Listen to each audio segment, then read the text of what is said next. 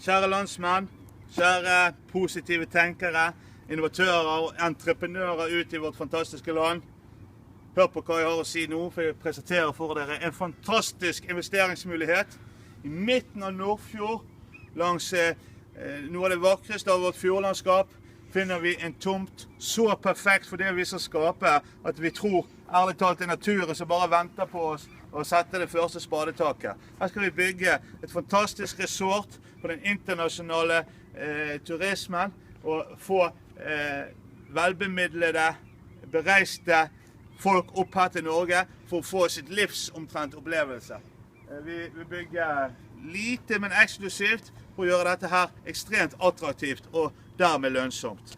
Vi vil bygge resort som nesten blender inn i naturen. Det kommer til å bli så vakkert og så pent. Og rett ved siden av, 50-70 meter her borte, kommer vi til å bygge da et adventure center, state of the art, top notch, med fly, med helikopter, med båter. Så tar gjestene våre ut i et eldorado av opplevelser i dette grøderike området.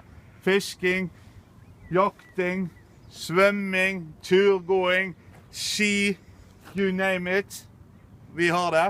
Og best av alt, hvis du investerer pengene dine i dette her, så vil du kunne tjene gode kroner på det. Vi har kvalitetssikrede tall som viser at det kan være en lønnsom investering.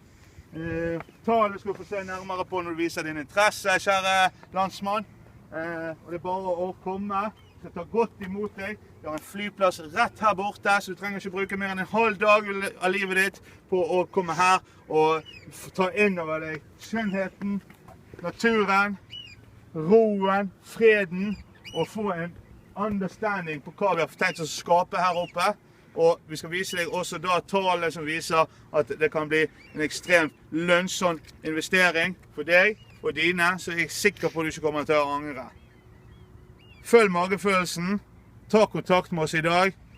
Dette her det er fantastisk, og det er etter vår mening veldig, veldig viktig for nasjonen, for vi vil bygge opp under en lenge etterlengtet inspirasjon, engasjement, og det vil skape nettopp den veksten også for de vanlige hotellene, for campingplassene, for moteller, for private utleiere og for små bedrifter som tilbyr opplevelser og servicetilbud i dette fantastisk vakre området, hvor det har skjedd ekstremt lite nyskaping de siste 20-30 år.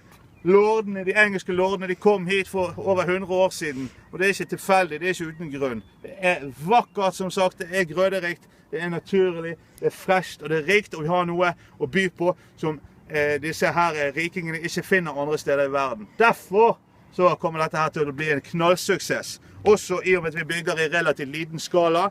Det øker selvfølgelig attraktiviteten, eksklusiviteten, og vi håper og tror at det bare er starten på en bølge av lignende investeringer i vårt fantastiske land, langs hele Vestlandskysten, Trøndelag, opp til Nord-Norge. Så det er fantastiske steder som kan by på fantastiske naturopplevelser, og det er veldig viktig nå at vi tar og investerer i dette her, setter spaden i jorden og skaper dette her, sånn at folk vil komme. Det vil ha en enorm positiv effekt for selvfølgelig regionen her, men for hele Norge, det tør jeg påstå, for det vil bygge opp under den stoltheten rundt vår fantastiske natur og vårt rene, flotte, nydelige land. Fjordene er jo mer kjent enn Norge i seg selv, og Norges mest kjente ord der ute er mer kjent enn velstanden vår, mer kjent enn bistandsarbeidet vårt.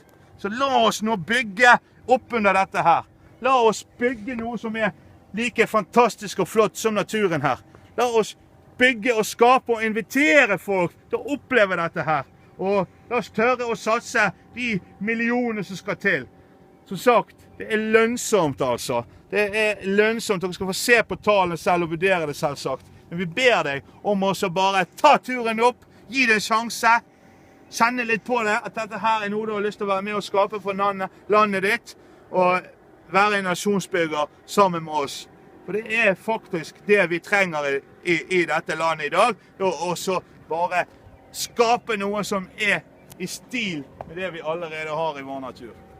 Så takk. Følg magefølelsen, følg hjertet, Stol på meg, ta turen opp, hør hva vi har å si, har å presentere. Du vil ikke angre på det, det kan jeg garantere deg. Mest sannsynlig så kommer du da til å investere, og du kan tjene masse penger på å skape noe positivt for nasjonen din, og for hele planeten vår faktisk. For dette vil inspirere og generere utover landegrensene. Hører fra deg.